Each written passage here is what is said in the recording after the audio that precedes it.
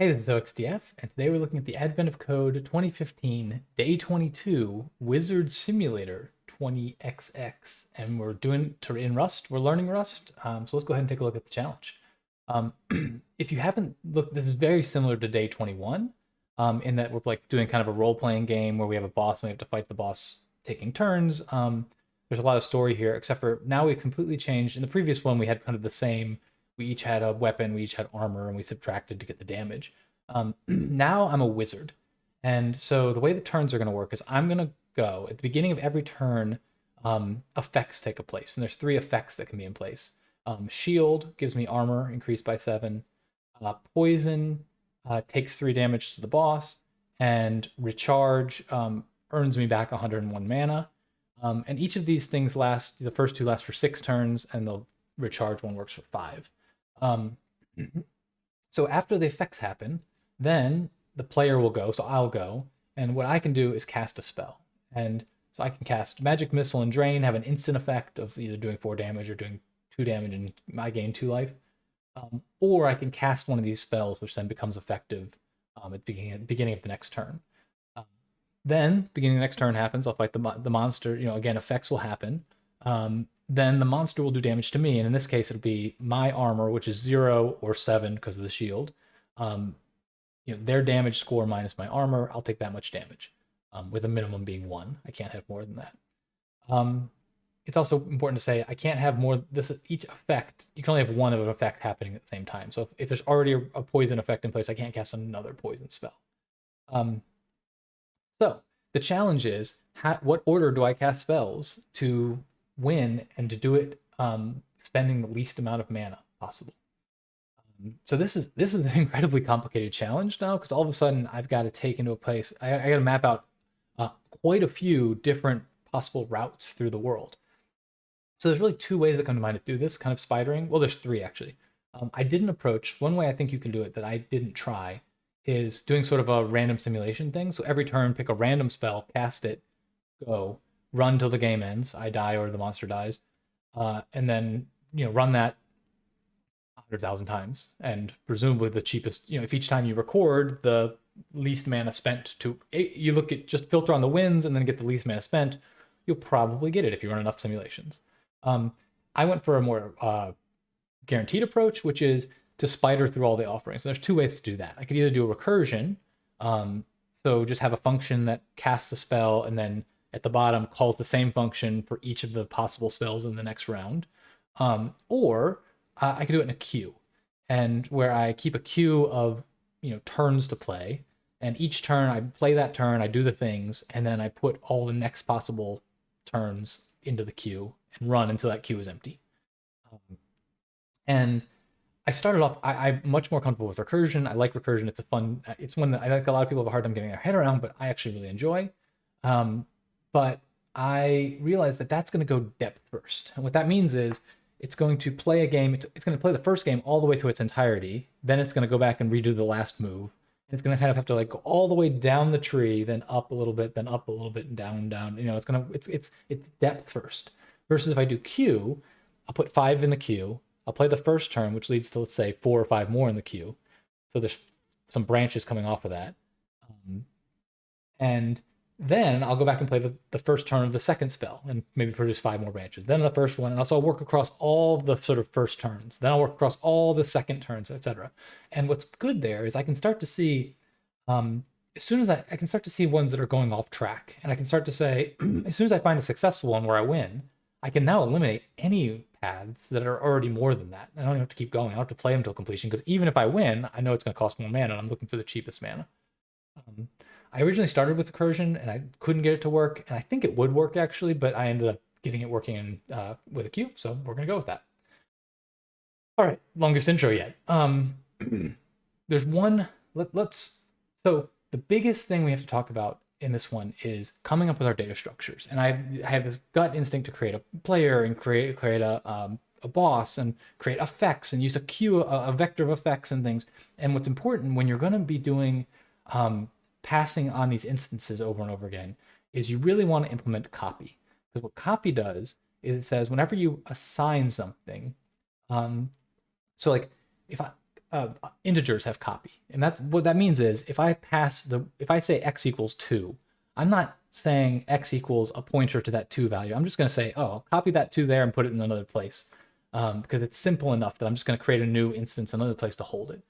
If I call a function with x, with where I pass in 2, it doesn't point back to the previous 2 on the stack somewhere. It creates a new copy of 2 in memory and it uses that. And so for simple flat data set structures, you can use copy. And basically that means anything that doesn't have a vector, anything that's a struct that's flat, etc.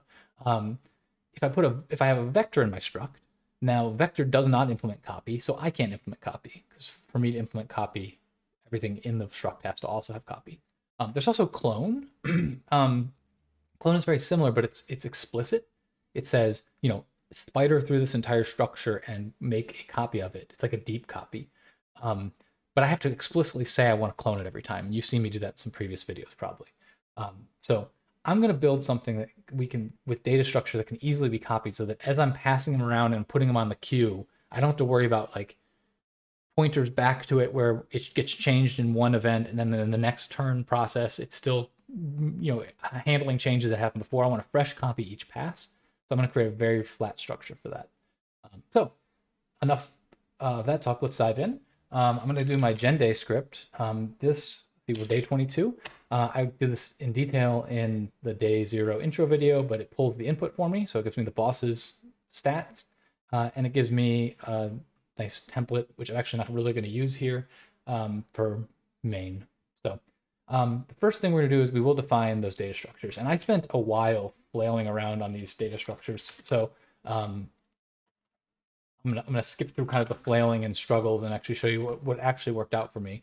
The first thing I'm gonna want, I don't want to struct, I'm gonna make an enum.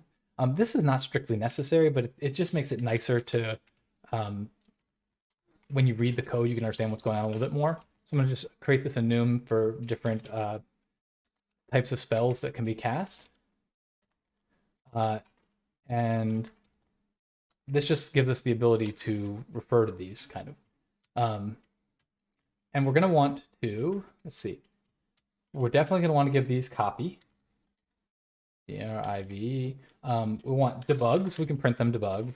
We want copy. If I try to just add copy here and save it, it's actually going to yell at me. I think it's going to yell at me. Oh, it's let me fix my extension.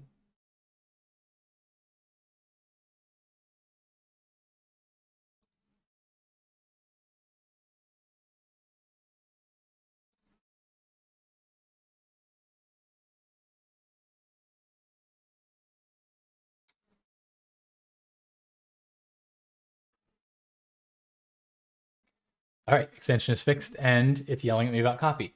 And that's because you can't implement copy if you don't implement clone. So once I add clone, it'll get fixed there. But now I can do things like print and copy them. So now we'll add a struct, and what I ended up doing that really worked nicely was just to create a single struct that's going to hold all the information I need. So I'm going to do like player hit points with an isize, and I'm doing isize because what I want, if I take 8 damage, if I got 6 life and I take 8 damage, I want to drop to -2 and not to, whatever the max roll around is, or get an error for that. So I'm just going to be able to take negative hit points. Same thing with magic points or mana points or whatever they're going to call it here. Whoa, that was not the autocomplete I was looking for. Okay, I also need to know what my armor is at any time.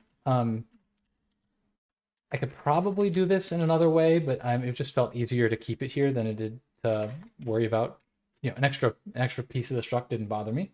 I need the boss's hit points at any given time, so that'll be an isize.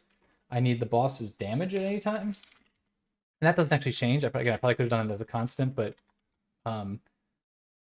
we'll make it there. And I'm going to do an isize just because I'm going to be subtracting that from things like my armor, which is also armor, and that I want to make. I'm working in isize, so that'll be easier.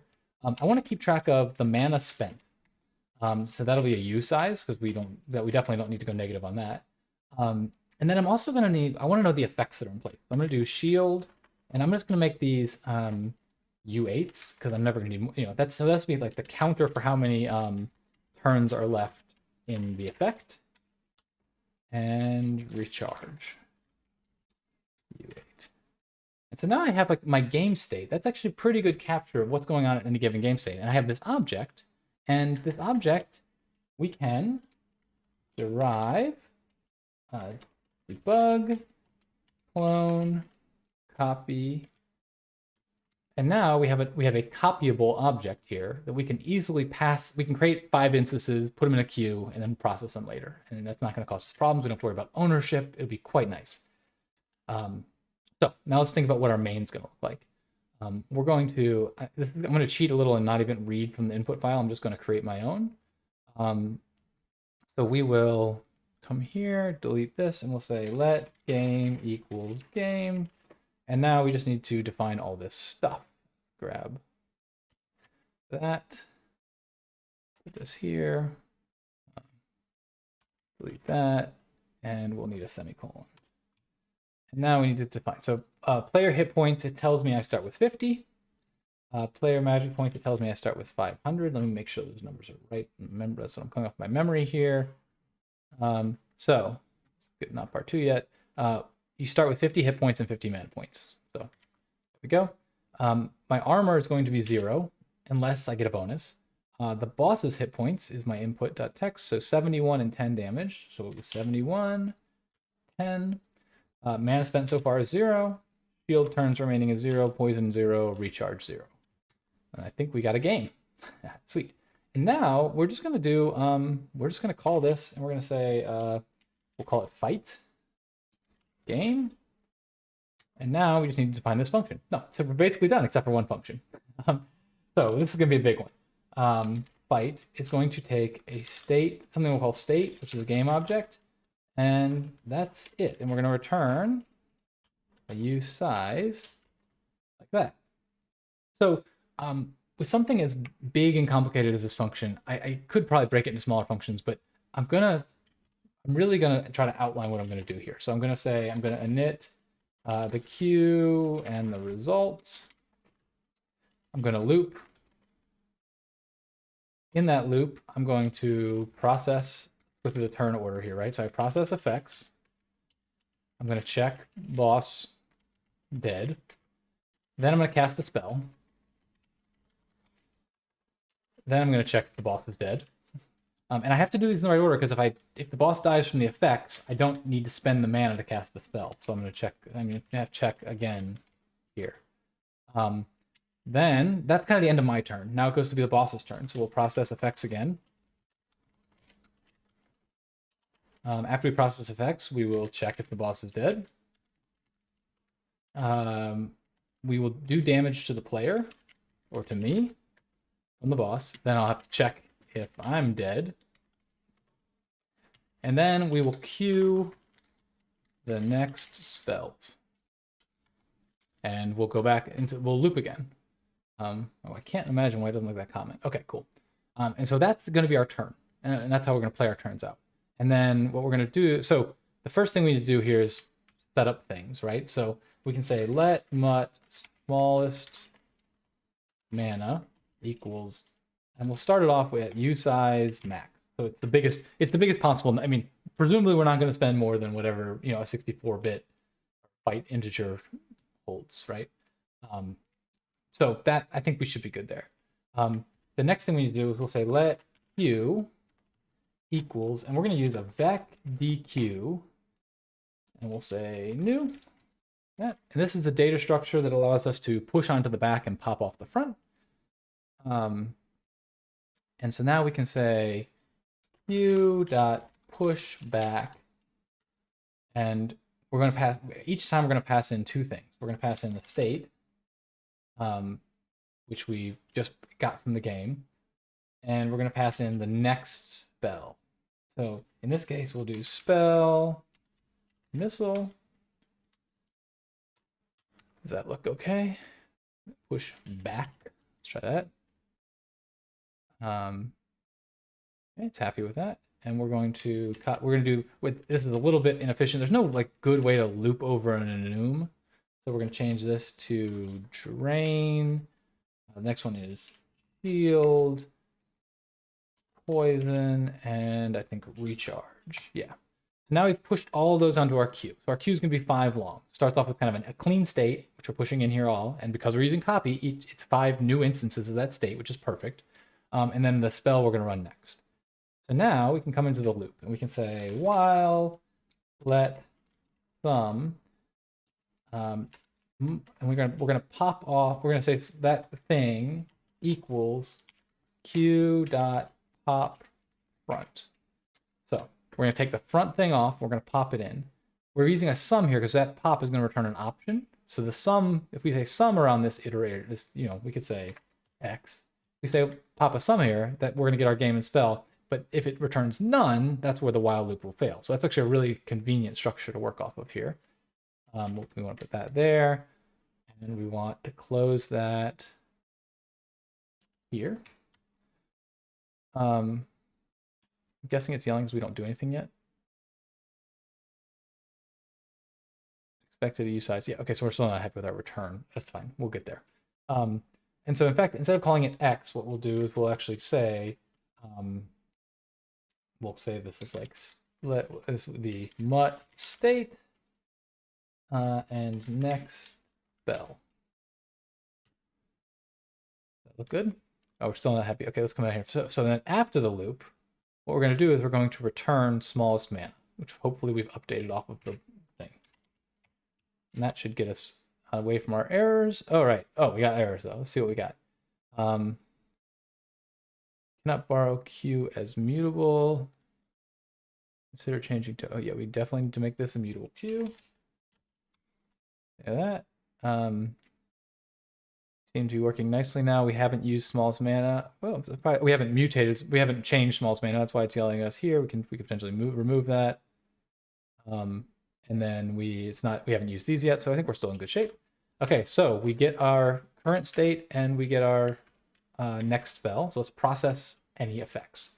And so again, I think I can make some nice functions and stuff for this, but really I'm just going to do some, I want this to be clear and good. So we're going to do, first thing I'm going to do is I'm going to set my armor to 0, because unless there's an armor spell, I want it to be 0. I guess I could do that in the armor. Well, let's just do it that way. And then we can say if state.shield is greater than 0, state.p armor equals 7, like that. And now we'll do state.shield minus equals 1. And so now we set our armor for this turn, and then we decremented shield. We'll do the same thing with state.poison is greater than 0. In this case, we're going to say state.boss hit points minus equals 3, because that's what poison does.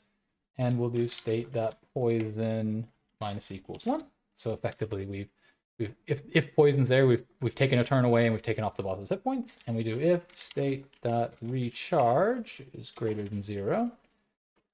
State.player, what did I call them? Hit points? Or no, mana points. Plus equals, and how much does it give us? Let's see if we can. We're gonna need this thing. So recharge is an effect, calls for 5 turns, gives you 101 new mana. So 101, like that. And we'll need to take a turn off of that recharge minus equals 1. We've now processed the these effects, and we are ready to move to the next state, I guess. We do need to check now, see if the boss is dead. This boss could have died there. So that's just gonna be a simple if state.b hit points is less than or equal to 0. So if we killed the boss, what do we want to do? Well, we want to say we're going to stop looping. We're not going to add more things to the queue. The game is over, so we're going to continue. It basically says end this loop. But before we do, we want to check because we won. So let's say smallest mana equals smallest mana dot min state dot mana spent. So basically, this is a syntax for saying give me the smallest between these two and save it as smallest mana. And we now have an exit from our loop, so that's good. We'll have several of these throughout the loop. Okay, so next we need to cast a spell, and we'll say I'm gonna just say let mana. I don't know. This feels like it'd be useful. Save me a few lines. I'm gonna do match next spell.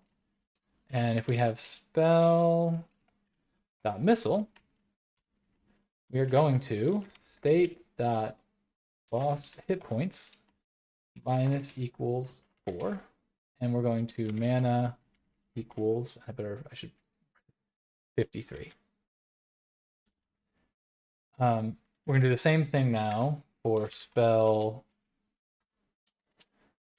drain. If we have a spell drain, we're going to say state.boss hit points minus equals 2. We're going to say state.player hit points plus equals 2. And we're going to say mana equals 73. What don't we like here? Are we just unhappy that we don't have covered all the states yet? Oh, expected a comma. Oh, a comma here. Cool. And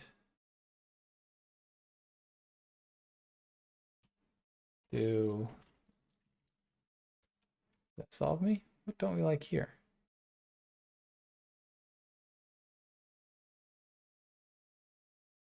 Let's do cargo run release.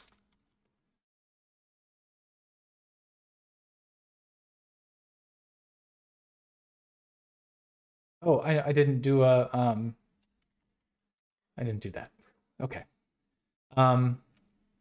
Okay, so our next one we'll do spell shield. We're just gonna keep doing the same thing here. So what does shield do? Well, it costs mana. How much mana does it cost? 113. And we're going to say state.shield. I did the same error here.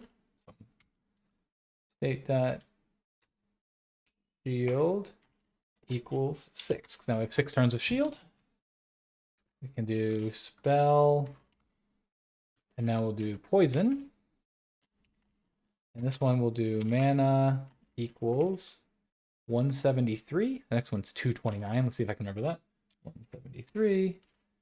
State dot poison equals 6.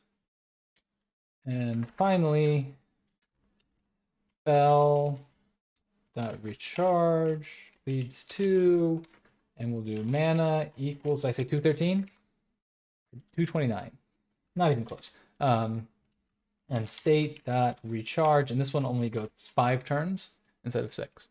So that's we've now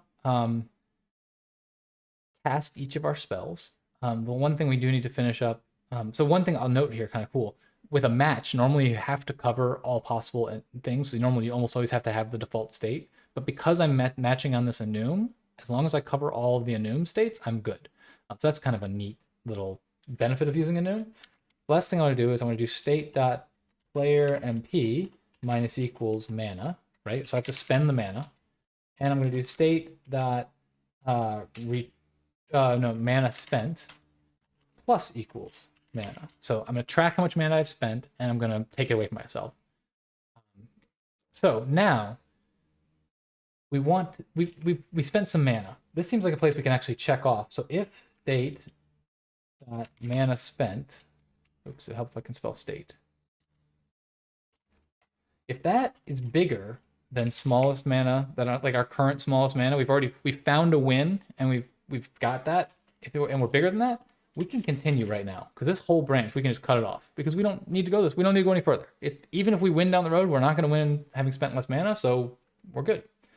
All right, we just cast the spell. We got to check if the boss is dead. Again, I could probably do this in a function, but I'm going kind of sloppy here. I'm just going to go for it and paste that right in. I got another one right here. I'll paste that in. Do I have any more? Check if boss is dead. Nope, looks good. Okay.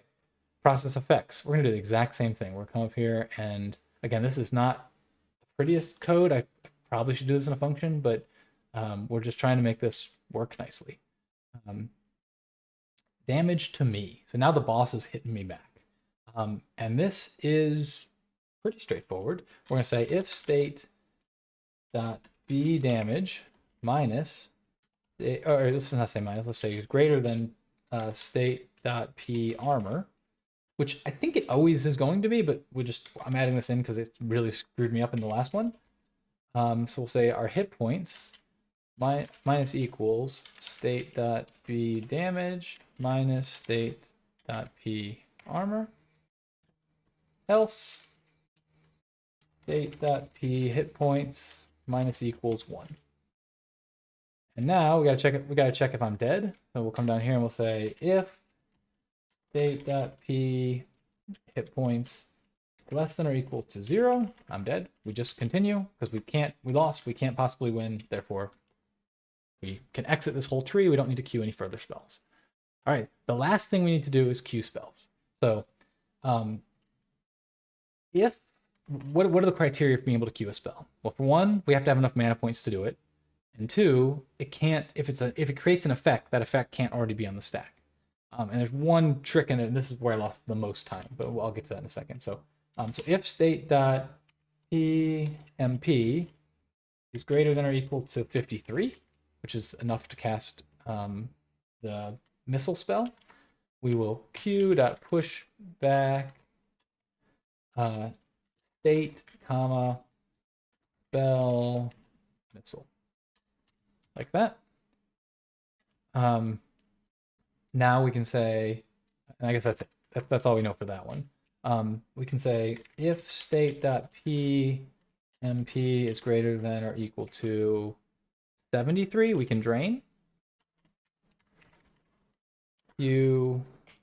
Push back state spell drain. And we're good there. Now these last three are effects, so we have to be a little bit more careful. So we'll say if state.pmp is greater than or equal to 113, and so originally what I did was I said state.shield is not equal to 0. And that is not quite right, because what happens is if state.shield is 1, at the beginning of the next turn, that thing state shield will happen, but then it will drop to 0 and there won't be one effect. And then I can cast that spell right then. So what I really need to do is if state.shield is less than or equal to 1, then I can queue push back state spell shield. That. And so I'll do the same thing here. If state.pmp greater than or equal to, I lost my, how did I get scrolled here? Let's see, 173. And state dot, and this one will be for poison, less than or equal to 1. You push back state spell poison, and one more. So you just copy this. Probably should. Why wasn't I doing that a while ago? Was this 213, 229? Don't know why I want 213. Charge, and here we have recharge. So we've now pushed any eligible stacks for eligible spells for the next turn onto the stack, and then our loop ends, and we come back up here. And so if we reach an end state, let's see what we got here. Mana spent. Mana as usize. Guess I could just make mana a usize. That. Now I don't have to. Oh, but then it is a problem here. Okay, never mind. We'll undo that. So there is a risk here. Hypothetically, if my mana, save this, yeah. So if my mana mana spent got so big that I went to subtract it here, I could have some overflow issues. But again, I'm working on 3-digit numbers here, maybe 4 or 5-digit numbers when it comes to mana spent. I'm not going to get up into these numbers, so I should be okay. I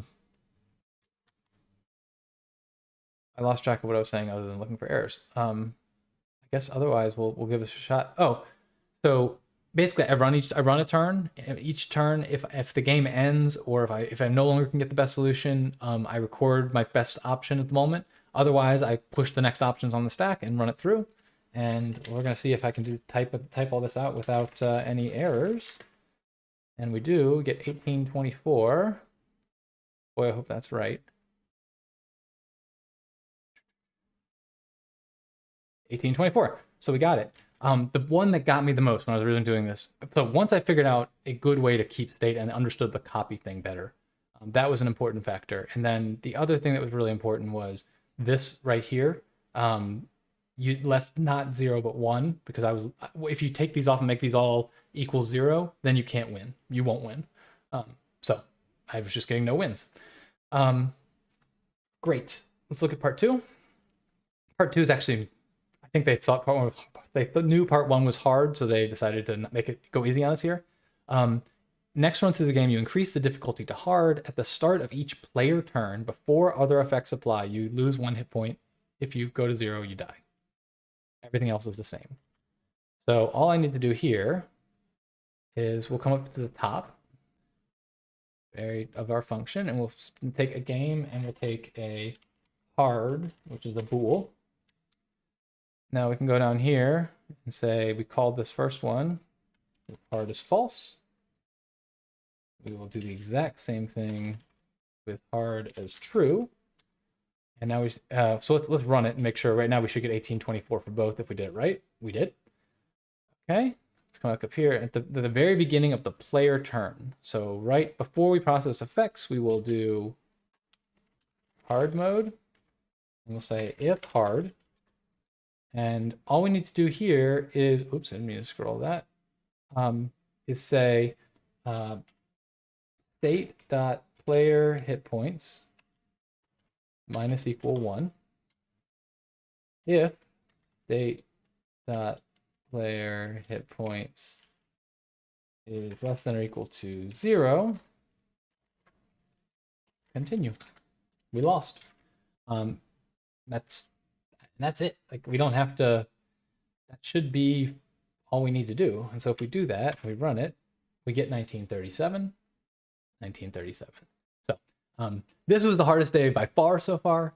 I spent a lot of time struggling and flying through this. And again, I'm glad it would have made a terrible 6-hour video. But I don't know if it was really that long, but it would have been a long, not great video. But the important takeaways for me were understanding copy trait. And when you're going to be passing around and just keep creating new instances of objects, having that copy trait is really nice. You don't want to just use it by default. You only want to use it when you're doing this kind of thing. And then therefore understanding the structures. Initially, I did start out with like a vector of effects, and that way to process the effects, I could just loop over them and say, for each effect and thing, and I could, get rid of them when they got down to 0 and add them in when I cast them, which is great, but that means I can't copy, and then I have to do a lot of cloning and other things. And so just keeping the 3 different states there as traits worked out really well. So with that, I'm going to call it. Thanks for sticking around till the end, and I'll talk to you next time. Bye.